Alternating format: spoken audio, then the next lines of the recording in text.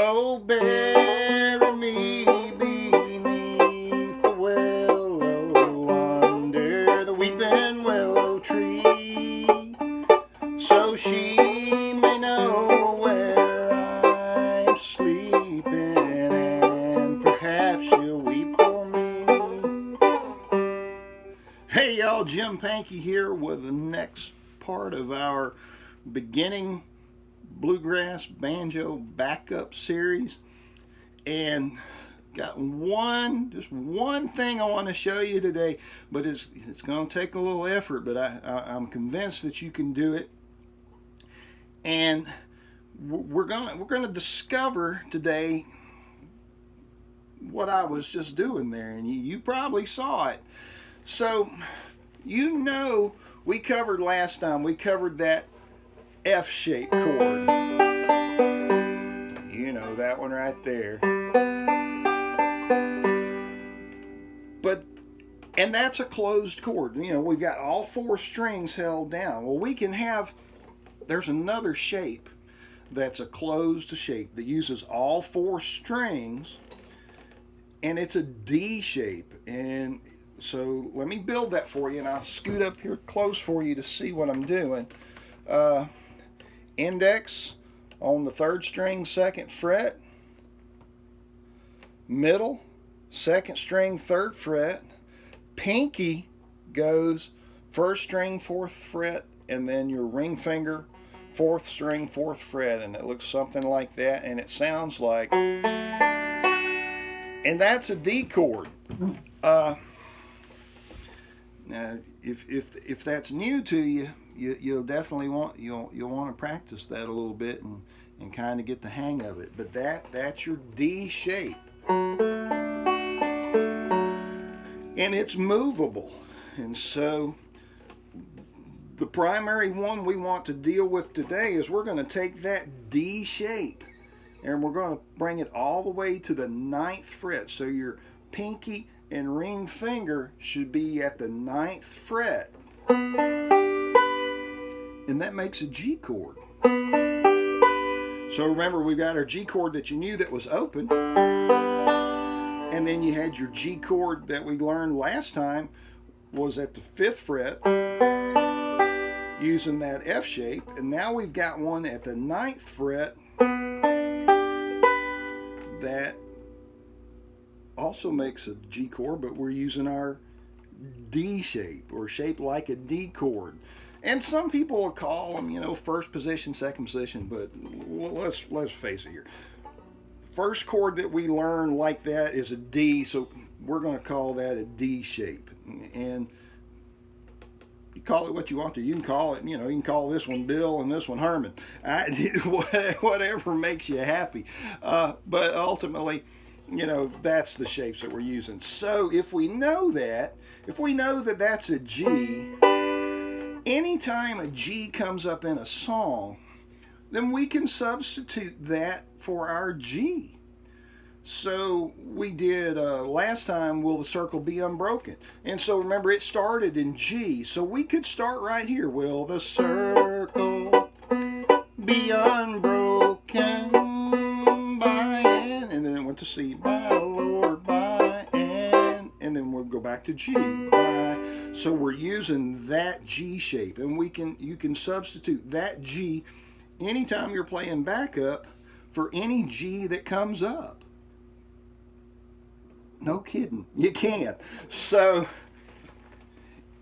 you just have to remember to do it, and you just remind yourself and say, well, let's use that new G shape this time. And that's how I do it. I'll think up ahead. I say, okay, when I get to the chorus, I'm going to switch and use that G shape.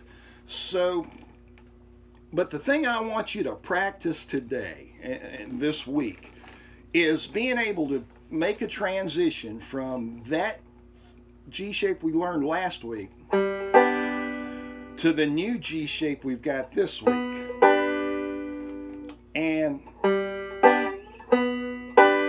that's what we want to be able to do. We want to go hit our thumb, and then remember how to mute, and then we're going to slide all the way up to 9, and get our new G shape. But I want to give you something that you can practice first, because I know a lot of folks, when they start doing this, there's this temptation to pick up all your fingers to get this thing switched, and I get it. The temptation is huge, and it may not even be temptation so much as that your fingers just don't know what the heck's going on, and that's okay. So I'm going to give you a little exercise, something that you can try just to practice, and don't get hung up on it. You know, it's not one of those things where Jim Pankey said I should be doing this. Well, I'm just making a recommendation. It's just a suggestion. It's something you can practice. And by all means, once you get to where you can do that, toss that out the window and let's start actually playing something that sounds useful. But what I want you to do is get your G shape. And let me scoot up here. You don't need my right hand for this. And so you want that G shape. So you're going to play that G shape. And then I want you to take these two fingers, your index and your social finger, your middle finger, and just swap them. You know, you're going to swap strings. Notice that my ring and pinky stayed put. And that's the main, you want to just swap those fingers, so it would sound like, if you played these chords, it would sound like.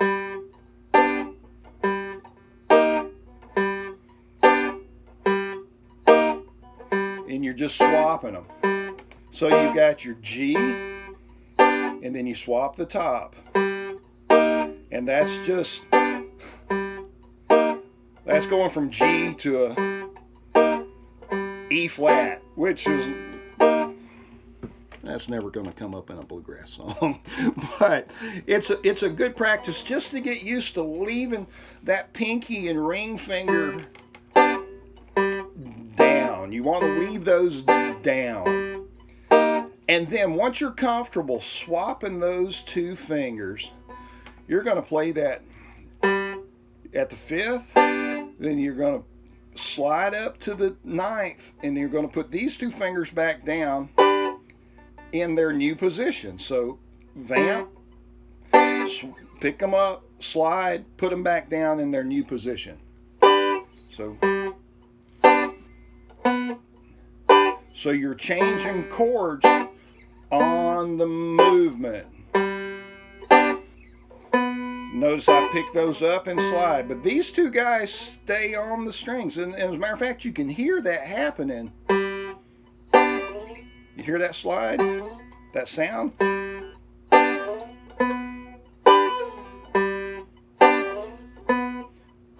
And so this is what I want you to work on this week and get that down. Now that works for all your chords. That works for all of them. So look, we had G, and we went 1, 2, 3, 4 frets, and we swapped those top two fingers. So G, and then swap. So if you did the C chord, same thing. C, 1, 2, 3, 4, and then you swap the top two fingers, and that's another C chord. So you could go G, G, and then you got C, and then C at 14, and you could do D as well. So D at 12, and then you're going to come up to 16, and swap the top, and that makes their other D chord. So you could have G, G, C, C, D, D, and then end on G. But what I want you to work on is just that G shape. Now, it's up to you if you want to tackle those other shapes, and you can certainly use them in the context of the tune, and I'll demonstrate that. But watch this. So here's what I want you to do. So in Bury Me Beneath the Willow, we've got G chords. Bury me be. So we got 1, 2, 3, 4 G chords. Well, and that's a lot of the same thing. And so we could, every other one, we could go, bury me be. So you see how we're swapping between? So we got G, G, G, G. So anytime I've got a long sequence of a certain chord, I will swap those two just like that, just like you saw. So really slowly. Bury me, be. And then when I went to C on the demo, I just stayed on the C chord. Neath the willow. And then when we go back to G, we can swap. Under the weeping willow tree. There's a whole bunch of D there. We could be swapping, but don't worry about that on the D. Just, I want you to get that G chord swap down really clean. So when she knows where I am sleeping, then perhaps she'll weep for me. So every other G chord we have swapped to another shape. And so I'll jot that down, those changes, or I'll put each G in the song when I write it out. So, and I'll link the words just like I did before. It'd be down in the description here, and you can have the words and the changes. But I'll put each time a G chord comes up, I'll put it there, and then you can swap to one or the other. And maybe I'll highlight the ones, or I'll make it noticeable which ones to go to the higher one somehow. You'll see in the notes. I haven't quite decided how I'm going to do that yet, but it'll make sense. So let me go through it really slowly, and this will give you your practice for the week on beginning bluegrass banjo backup. And the second, I'll go through it twice, and the second time I'll show you how we can use some of those other shapes. But this is what you're after. Bury me beneath the willow, under the weeping willow tree, so she may know where I am sleeping, and perhaps she'll weep for me. Now here's the variation. Bury me beneath the willow, under the weeping willow tree, so she may know where I am sleeping, and perhaps she'll weep for me. So there you go. Lots to work on this week. One simple concept, but it's going to take you a little bit of effort, a little bit of practice. But I promise you, you pick it up every day, you play a little bit, you'll get this down. Thanks for all the good comments and all the kind words. Some of y'all are just absolutely too kind, and I appreciate what you've done for me. Be sure to click the like button down here. Make a comment. Tell me how you're doing. Post a video. Show me how you're doing. Be sure to subscribe. Hit the little bell, and that way you get notifications when I post new lessons out here. If you want to, visit my Patreon site. You can find it. I'll make a link for it down there. But, you know, if you don't want to, that's okay. I don't mind. So have fun this week. Practice a bunch. We'll see you next time.